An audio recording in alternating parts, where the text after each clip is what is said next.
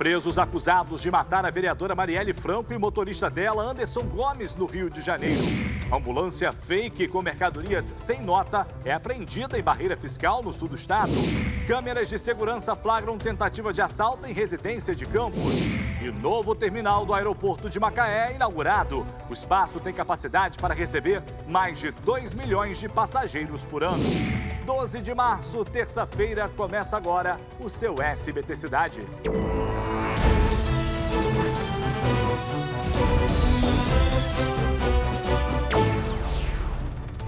Olá, boa noite, bem-vindo, bem-vinda mais uma vez ao nosso programa. Vamos até encontrarmos com o seu SBT Brasil, um dos fatos que são destaque em todo o estado do Rio de Janeiro, como a gente faz todos os dias. A gente começa com essa informação: o sargento reformado da Polícia Militar e um ex-PM foram presos acusados de matar a vereadora Marielle Franco e o motorista dela, Anderson Gomes. A reportagem é do Caio Alex, a gente acompanha agora, veja. A Polícia Civil e agentes do Ministério Público prenderam por volta das 4 horas da madrugada o sargento reformado da Polícia Militar, Rony Lessa, de 48 anos. O PM foi preso dentro de casa em um condomínio de luxo em frente ao mar, na Barra da Tijuca. Por coincidência, o mesmo do presidente da República, Jair Bolsonaro. Na garagem da casa, de 2 andares, um carro importado. Após a prisão de Rony, agentes fizeram uma varredura no terreno da casa dele e encontraram armas e facas. Lessa foi levado, ainda na madrugada, para a divisão de homicídios. Esse outro carro blindado de luxo também foi apreendido no imóvel do acusado. O ex-policial militar Elcio Vieira de Queiroz é outro alvo da operação. Ele foi preso no momento que saía de casa, no Engenho de Dentro, para trabalhar como segurança particular. Os policiais também fizeram buscas na residência. A segurança era uma preocupação do ex-PM. O local é monitorado por várias câmeras, uma delas até dentro de uma lâmpada na entrada da casa. De acordo com a investigação, o crime foi meticulosamente planejado durante 3 meses e Marielle estava tendo seus passos rastreados. Os agentes conseguiram provas que mostram que Lessa tinha feito pesquisas na internet sobre locais que a vereadora frequentava. Ele também fez buscas na internet sobre a vida do deputado federal Marcelo Freixo e sobre o então interventor na Segurança Pública do Rio de Janeiro, General Braga Neto. O sargento reformado também teria usado as redes sociais para ter mais informações sobre a submetralhadora MP5, que pode ter sido usada no crime. A operação foi batizada de Lume, uma referência ao buraco do lume, um local onde a vereadora Marielle Franco fazia sempre reuniões políticas. E os 2 presos, hoje, já foram denunciados pelo Ministério Público por homicídio qualificado pela morte da vereadora e do motorista dela, Anderson Gomes. O Rony Lessa, de 48 anos, teria sido o executor no dia do assassinato. Já o Elcio de Queiroz era o homem que pilotava o carro que perseguiu o veículo onde estava a vereadora. Eles também foram denunciados por tentativa de homicídio contra Fernanda Chaves, que era assessora da vereadora assassinada Marielle Franco. O PM e o ex-PM foram levados para a divisão de homicídios. Eles estão em celas separadas e serão ouvidos individualmente. O advogado de Lessa, Fernando Santana, esteve na DH e disse não ter informações do que levou à prisão do cliente dele. Como é que está o caso aí? O que o senhor sabe até agora? Impossível, não estou sabendo de nada ainda. Vou analisar ainda todos os autos do inquérito. Nenhuma. O atentado completa 1 ano nesta quinta-feira. Após a prisão dos executores, resta saber agora quem é o mandante e o motivo do crime. Pelo menos uma resposta. Já vamos completar 1 ano desse crime absurdo. E aí, de onde vêm os criminosos? Exatamente das instituições que deveriam combater o crime. Esse é o nosso país. Um dos presos de hoje, Elcio Queiroz, foi expulso da PM por envolvimento com corrupção. E o outro sargento reformado, Rony Lessa, conhecido pela frieza e destreza no gatilho, nunca tinha sido investigado, apesar de manter relações perigosas com o crime organizado. Fábio Barreto traçou um perfil detalhado dos dois e a gente confere agora. Veja. O terceiro sargento reformado da PM, Rony Lessa, de 48 anos, tinha ficha limpa. Ninguém jamais o havia investigado. Egresso dos quadros do Exército, foi incorporado à Polícia Militar em 1992, atuando principalmente no 9º Batalhão de Rocha Miranda, que naquele período tinha fama de ser violento, aparecendo com frequência nas manchetes dos jornais. Os policiais do 9º Batalhão eram conhecidos como cavalos corredores. Foi dessa unidade que saíram os policiais militares condenados pela chacina de Vigário Geral em 1993. E quase todo o efetivo do 9º Batalhão tinha casos de autorresistência. A viatura que Rony Lessa trabalhava era uma das campeãs de louvores pelas operações que incluíam apreensão de armas e também de drogas. O chefe de Rony Lessa era um capitão, hoje conhecido como Tenente-Coronel Cláudio Luiz Silva de Oliveira, condenado a 36 anos de prisão como mandante do assassinato da juíza Patrícia Scioli, em 2011. O tenente-coronel cumpre pena em penitenciária federal. Nesse boletim interno de 24 de fevereiro de 1997, o então capitão Cláudio Luiz Silva de Oliveira e o PM Rony Lessa são elogiados por suas atuações. O mandante da morte da juíza e o acusado de atirar na vereadora Marielle eram parabenizados 2 vezes por mês, em média, enquanto juntos trabalharam na mesma guarnição do quartel. O trabalho operacional levou Lessa a ser adido da Polícia Civil.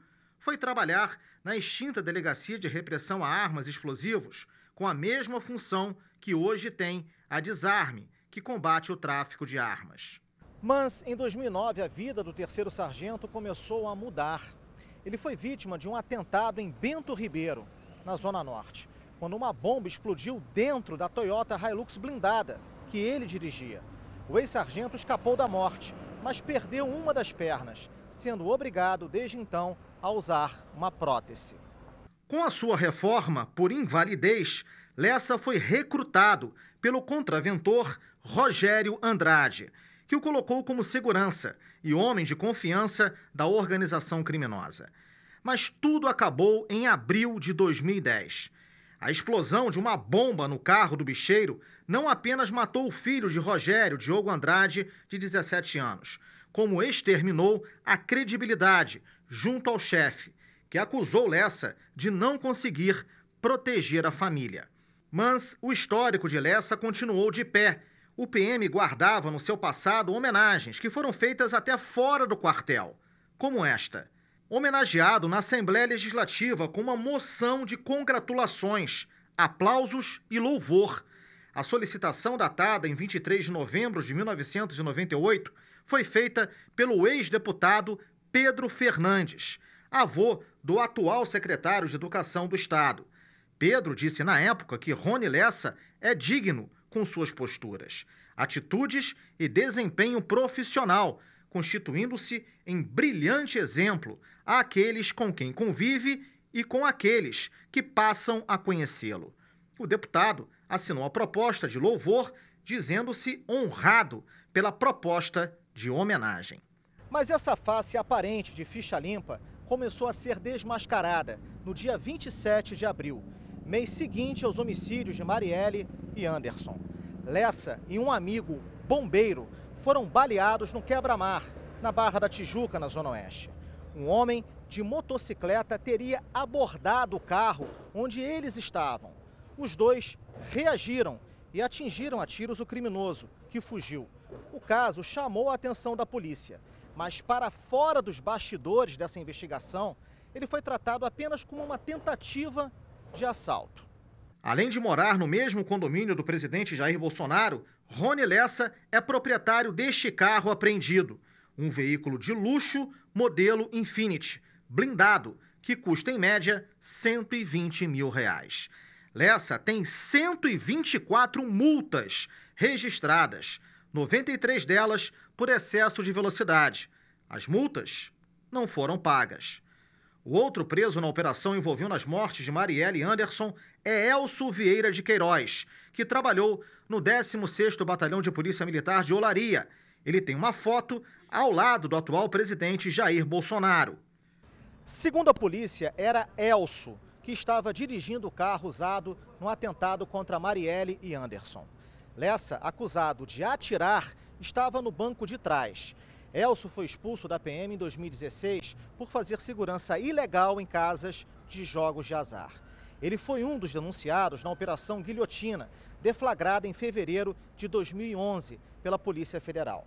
A investigação revelou um esquema de corrupção policial que incluía a venda de informações sobre operações e também de espólio de guerra do tráfico, além de serviço ilegal de segurança. A irmã de Marielle também se manifestou pelas redes sociais. Foi um passo importante, foi um passo bem importante dado, que a gente consiga descobrir aí o que motivou esse crime, que é o que falta ainda as autoridades responderem, né, para o mundo inteiro. Eu acho que não vai ficar só nesses dois, né, porque deve ter tido mandante aí desse crime e vamos saber, vamos ver onde isso aí vai esbarrar, né, até onde vai. Intervalo, já outras notícias, continue aqui no seu SBT Cidade.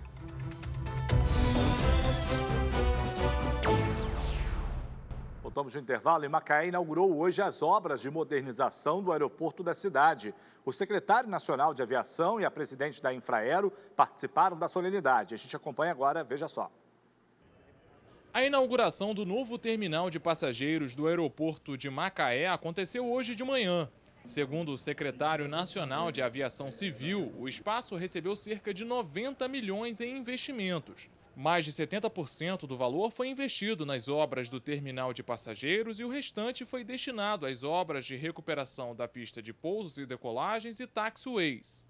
É um investimento que tem toda uma racionalidade econômica, porque Macaé está num processo de retomada, não só Macaé, como a região norte fluminense toda, está num processo de retomada de atividade econômica, com a retomada da indústria do petróleo, e o aeroporto vem potencializar esse crescimento econômico. Agora o aeroporto pode receber cerca de 1.200.000 passageiros por ano. Isso representa uma capacidade 6 vezes maior do que o espaço comportava antes da reforma. A expectativa é que os investimentos feitos aqui gerem impactos diretos na economia da região. O importante para isso tudo é gerar emprego, para que você tenha condições de, no comércio do Lago Mar, das Malvinas, do Cajueiro, da Rua Direita, poder consumir e fazer com que o seu dinheiro rode. E aí a cidade volta a ser a cidade que a gente sempre quis. Com uma extensão de 1.200 metros, a nova pista do aeroporto passa a receber também aeronaves de porte médio. Isso deve fomentar o turismo na região. Agora, com o aeroporto em pleno funcionamento, eu acredito que daqui para frente nós vamos ter um crescimento em torno de 60% a 70% já esse ano de 2019. Na próxima sexta-feira, o aeroporto vai ser leiloado na Bovespa, a Bolsa de Valores de São Paulo. E grandes investidores já demonstraram interesse, confirmado através de visitas técnicas ao aeroporto. É um aeroporto, um dos aeroportos aí, dos vários, são 12 pelo menos aí, eu acho que no estado do Rio de Janeiro, que vão a leilão. Vamos ver aí como vai ser essa situação e a gente vai continuar acompanhando aí, que traga bastante dinheiro, que traga notícias boas para a economia de Macaé, porque Macaé precisa se reerguer. É a capital do petróleo e está lá afundada numa crise que eu culpo muito os políticos que passaram e que estão na cidade.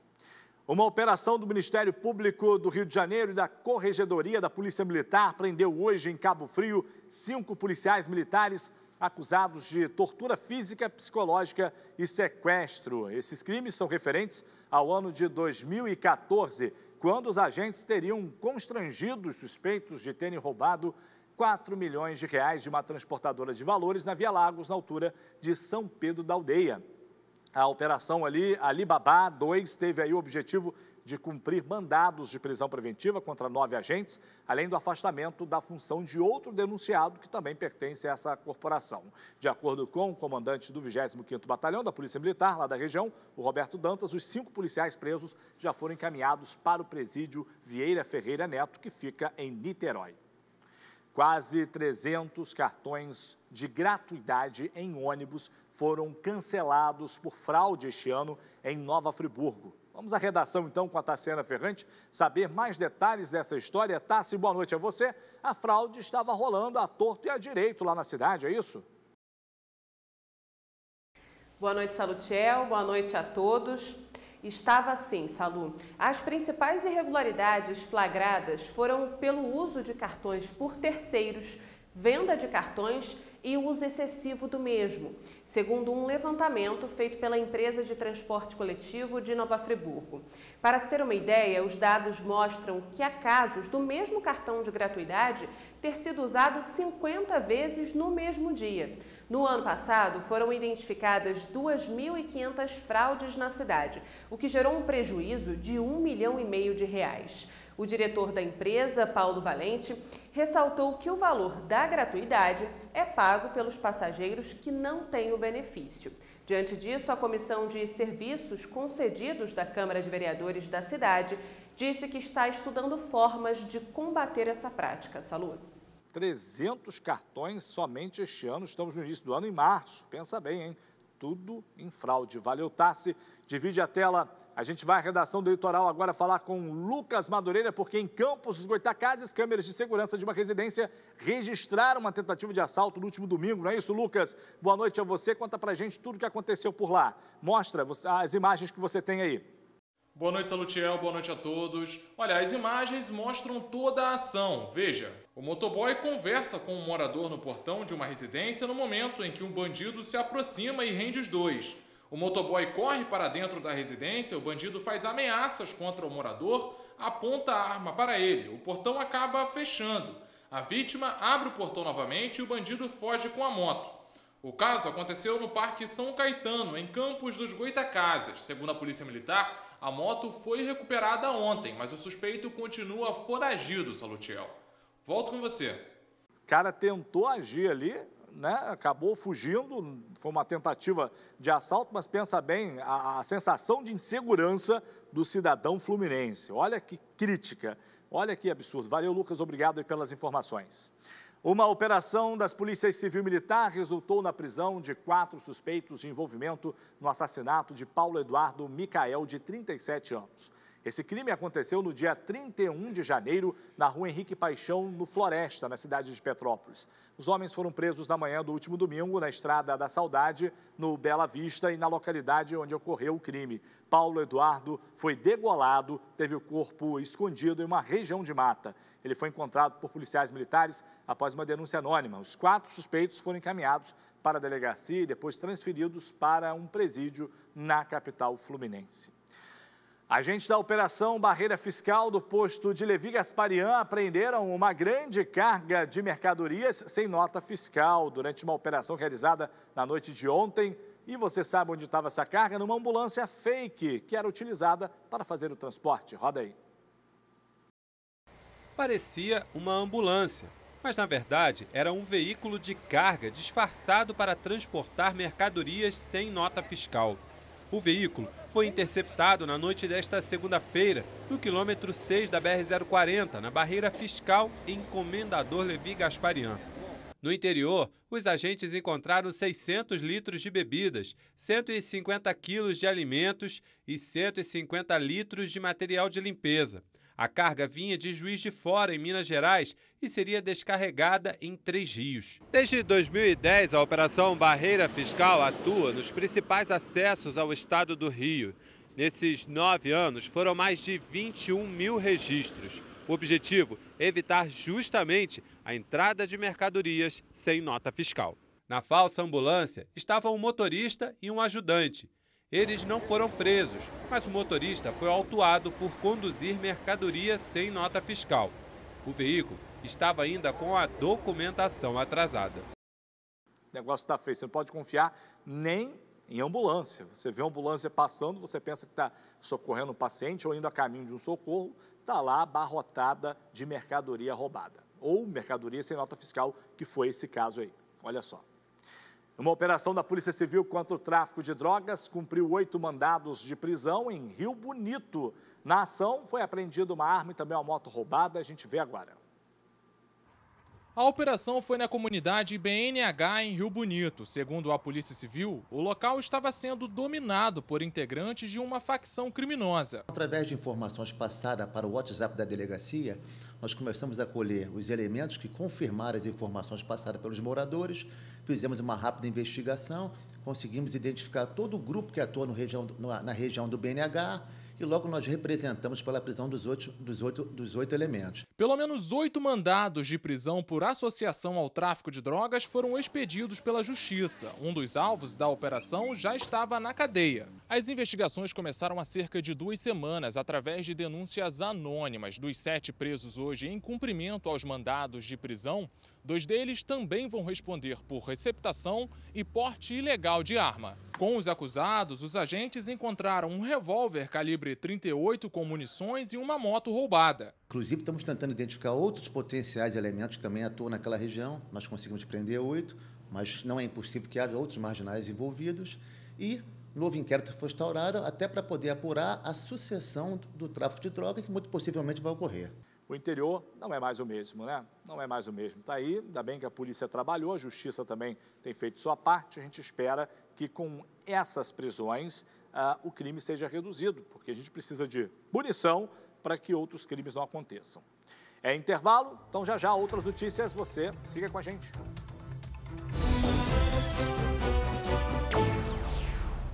Voltamos no intervalo. E agora você que está do outro lado, para tudo que eu vou falar de algo muito importante para você, gente. Você sonha com novas conquistas? Sonha com um emprego melhor? Então, essa é a oportunidade perfeita para você iniciar 2019 com o pé direito. E para você que quer mudar de vida, a chance é agora. A Universidade Cruzeiro do Sul Virtual tem 3 condições especiais para você que ligar agora. Mas, gente, tem que ser agora, nada de deixar para depois. A primeira delas, são mais de 160 cursos com inscrições abertas. A segunda, a primeira mensalidade, está aqui, por apenas R$ 49,00. A terceira, desconto de até 100%, basta você usar a sua nota do Enem. Você não pode perder essa chance. Ligue já, porque eu tenho certeza que você vai ter um polo pertinho de você, ou você vai entrar no site e aproveitar as condições especiais para mudar de vida estudando aonde? Na Cruzeiro do Sul Virtual. Moradores do Quitandinha, em Petrópolis, estão com dificuldades de acesso ao bairro há pelo menos 3 dias. É que uma forte temporal caiu lá na cidade e derrubou galhos de uma árvore que interditaram parte da rua. E esse não é o único motivo de queixas por lá, não. Veja só na reportagem. Na rua Colômbia, um enorme galho de árvore que caiu com a chuva ocupa metade da via. Quem passa por aqui tem que utilizar muitas vezes a contramão. O ônibus que atende os moradores trafega com dificuldade. Ontem, inclusive, eu corri um risco de colisão aqui com o rapaz subindo com muita velocidade, eu descendo e quase colidimos de frente por causa de estar somente meia via. De acordo com os moradores, o galho caiu há 3 dias, mas até hoje ninguém providenciou a limpeza. A rua fica no bairro Quitandinha, em Petrópolis, e esse não é o único problema. Em quase toda a extensão da via, o mato tomou conta. A calçada dos pedestres até sumiu. Pode não parecer, mas esse aqui é um caminho muito utilizado pelos moradores do bairro. Ele liga o Palácio Quitandinha, que é um importante ponto turístico da cidade, à Rua Colômbia. Mas quem passa por aqui, como vocês podem ver, se arrisca em meio aos galhos que estão prestes a cair. Não tem muita opção. Infelizmente, a gente tem que fazer esse trajeto. À noite é ainda pior, porque falta iluminação pública. Os postes estão sem lâmpada e alguns nem fio têm. Eu tenho medo de passar aí de noite, que aí já teve assalto, de trupo. Só que está abandonado. Mas é perigoso.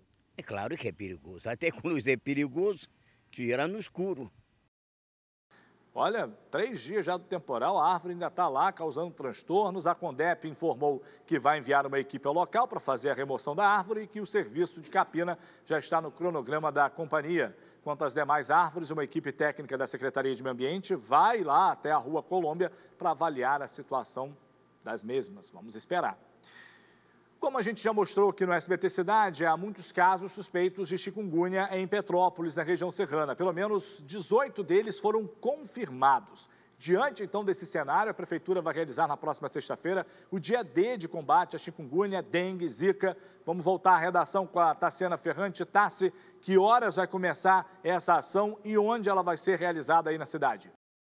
Salutiel, na verdade vai ser um evento bem amplo, viu? Cerca de 50 agentes da Coordenadoria da Vigilância Ambiental de Petrópolis vão realizar panfletagens em diferentes ruas da cidade e também nos terminais de ônibus. O objetivo é conscientizar a população sobre a importância da prevenção, que é justamente evitar que o mosquito se prolifere. Afinal, é através do Aedes aegypti que são transmitidas a zika, dengue e a chikungunya.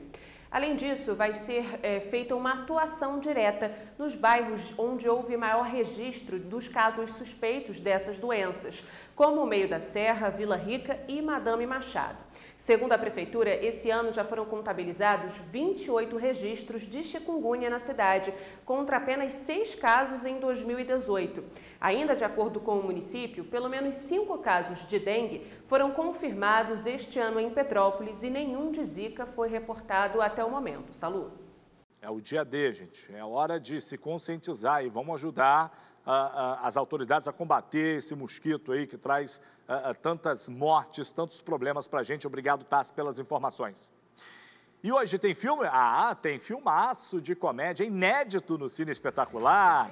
Michele é uma das 50 pessoas mais ricas da América, mas ela acaba sendo presa pelo uso de informações privilegiadas. Após cumprir a pena, Michele se vê na rua e sem dinheiro e tenta se reerguer, mas seu passado quer acertar as contas. A Chefa, hoje, logo após o programa do Ratinho, gente, a comédia inédita, vale a pena você conferir com toda a sua família. Filmaço. Agora eu faço o quê? Vou embora? Então tá bom, vem chegando aí o SBT Brasil. Você continua muito bem informado com a gente aqui. Amanhã, se Deus quiser, estaremos de volta às 7h20 da noite. Obrigado, até lá.